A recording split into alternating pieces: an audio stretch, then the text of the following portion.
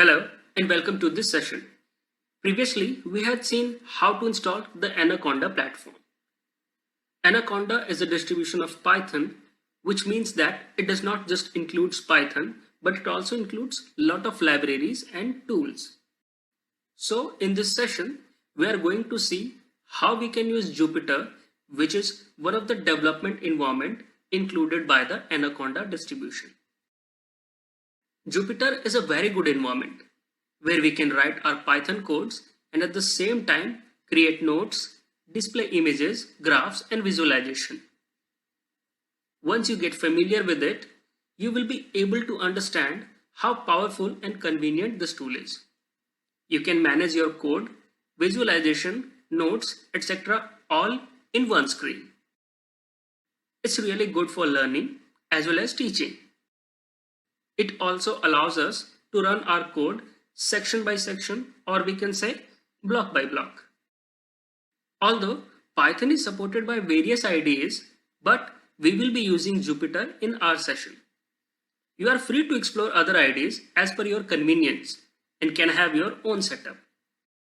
If you are a beginner, we suggest that you use Anaconda with Jupyter in order to synchronize with us. We assume that you have successfully installed the Anaconda software.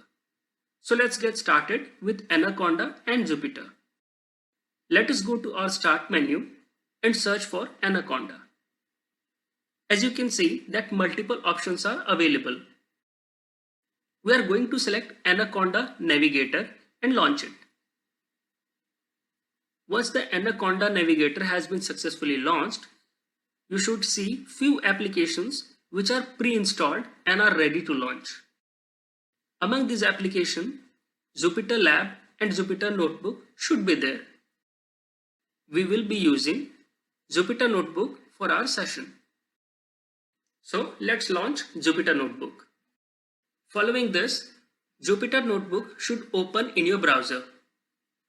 Please note that Jupyter officially supports latest version of the Chrome, Safari and Firefox browser.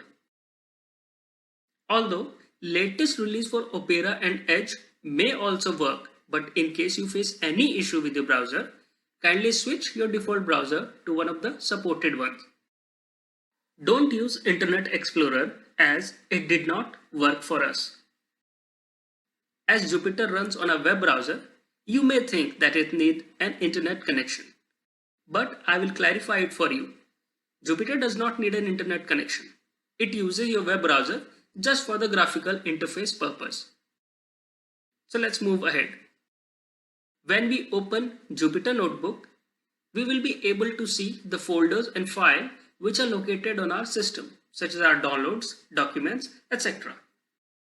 So, in case you want to download any file and run it, you can simply locate it using the Jupyter Notebook itself and then edit or run it. Also, we have provided some reference code and notes in the form of Jupyter Notebook document files or .ipynb files. You can download this from the downloadable content section and you may refer to them as per your requirements. These files may not automatically open upon double clicking. You may open this directly from the Jupyter Notebook from your browser, like this. Find the file on your desk, click it, and it should be open on your Jupyter Notebook. So that's all in this session. See you in the next one.